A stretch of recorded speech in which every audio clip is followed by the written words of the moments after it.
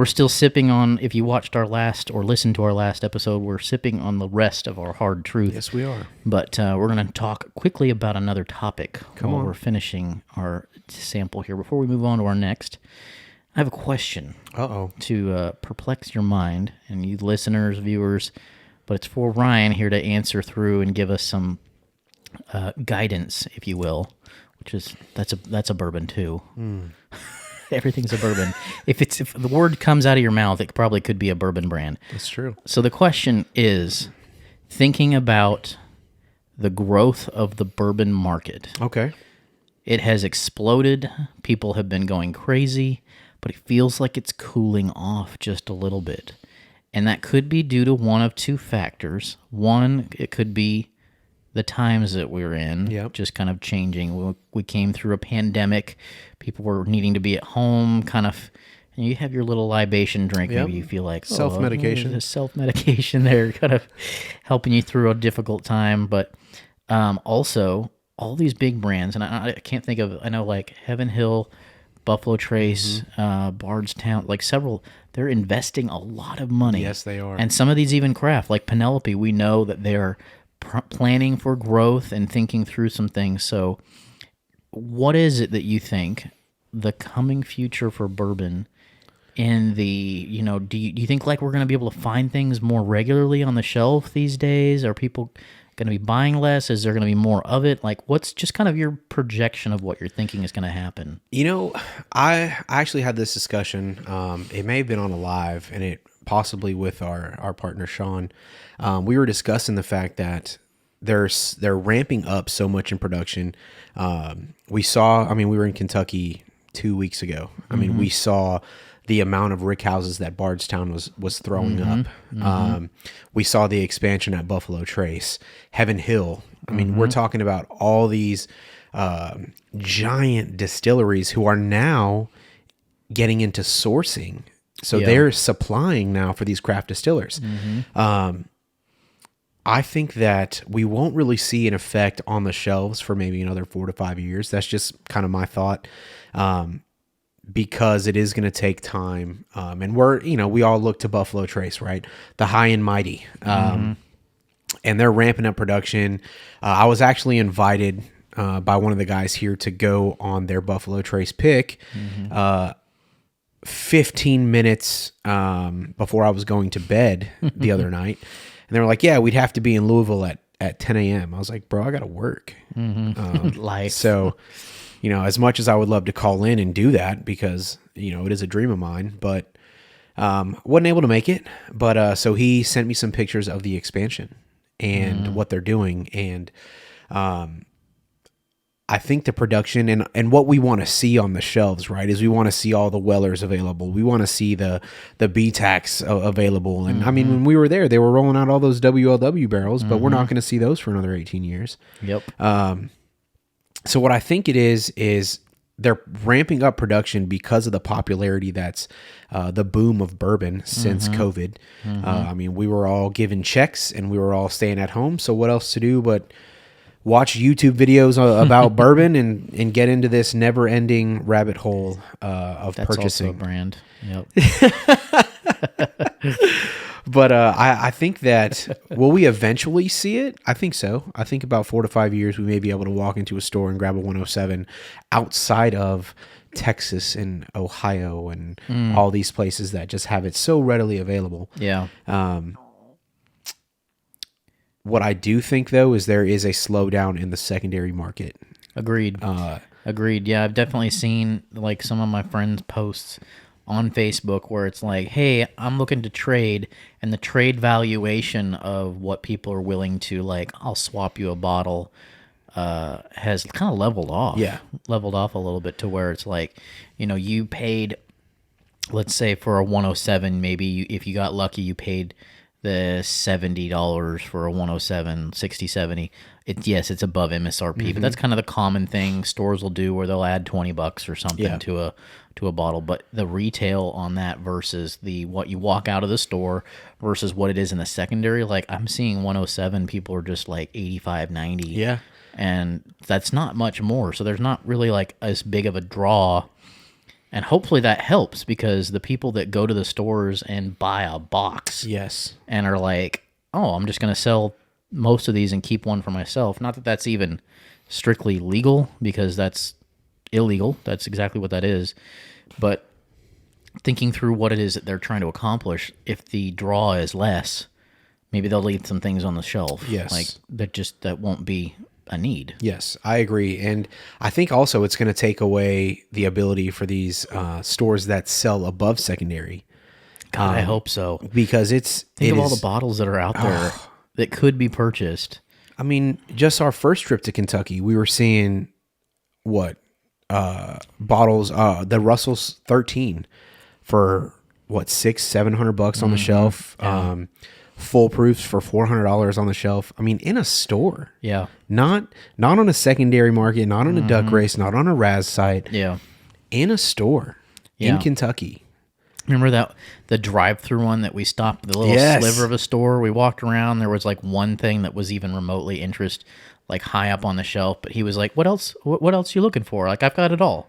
I'm like, "Okay, why not have it at least out so people can see it?" Right. Well, is it that dangerous of someone going to come barreling behind your counter? Maybe not. I don't know. I'm not in that world. But like, he wanted $1,400 for one of the Pappies. Yep. And to know that they're there, right? So these bottles are out there. Mm-hmm. It's just that store owners are holding them back. They're marking them up to ridiculous prices. Sure. And they're selling them out the back door. So, I mean, let's be honest. Some of these things are not going to hit the shelves. Yeah. They've got people who are just waiting to throw cash at a back door and walk out with all their allocations. Yeah, I've heard some pretty wild stories from some of the hangout groups that we've gotten to see and witness. And, you know, it's a different world that my mind is just not in. And that's people with heft amounts of money. Yes. Not the purchasers, but the people that are their customers. Yes. So think about the prospect of throwing, I'll just throw a number out there. Let's say you have 20 G's. Throw 20 G's at a store, say, give me X number of boxes of bottles. And you're going to turn around and make, 5 to 10 G's over that? Yep. Like, is that really... I mean, how is that okay in your mind? And that's what's wild to me, right? Is I wouldn't even think I'm going to spend 20 G's knowing that I'm going to make 10. Mm-hmm. Like, so you already have these buyers lined up. You essentially just put 10 grand or 20 grand on a counter, and an hour later you picked up 30 grand off the counter. Kind of. Yeah. I mean, you think there's people that have the money to be able to go out to the back doors and buy this, but then there's people that have this customers where doctors, lawyers, people that my time is worth far too much to go to the store or to even really try to become friends with the blah, blah, blah, blah. Like, that's just way, way below their time valuation. They would rather spend $2,000 on a couple of bottles that are there. Like, I just need those on my shelf. They give me accolades for my golf groups or whatever. Like, it's not a flex so much as to people that really stretch themselves to get it. Then that's like a super flex for them. It's almost like it's a standard to where if you're not at this level with this kind of money, if you don't have these types of things, they have to have them, which is really weird. It is. And that's a world that I would even just love to be a fly on the wall in, just to see and watch and to how these people interact. But to think that it's out there. It's there, and there's somebody that's saying, you know what? Like you said, my time is money. I don't care. Like, to have the mindset that I don't care to spend $2,500 on a bottle of Pappy, just to boop, there it is. I'm glad that was easy. Right? Just done. Make it happen. Man, that's a different world. That is a different. It's not my world. If that's your world, maybe we'd love to have you on the podcast. Yeah, talk to you, but we would love to know how that works for you. We can blur out your face. I can pixelate your voice and whatnot. Yeah, I was just driving through, and I sent a text while my chauffeur was driving me. My chauffeur, I said, "Hey, who do I need to text?" Yeah, we can pixelate your voice, whatnot, but yeah, that'd be crazy to try to just get an introduction into that mindset in that world, because all the bottles on my shelf were purchased. Many of them are from relationships as I'm becoming more and more like educated with this whole process, getting to know good friends, how to get an opportunity to taste something is really all that my goal is out there. And when I have a bottle here, it's not going to be hoarded. It's here to open, to taste, and to share when people come over. So, absolutely. And again, right, we kind of just we bunny trailed on the subject originally, but I think this is great because bourbon is meant to be shared. Bourbon is meant to be open and enjoyed. And because of bourbon, right, we can build these relationships. We have these relationships. It's a common ground to share a great bottle with someone, and it's almost an even playing field at that point. You know, like at that point, it didn't really matter what you do for a living. Yeah, we talk about family, we talk about friends, and we talk about bourbon. Yeah.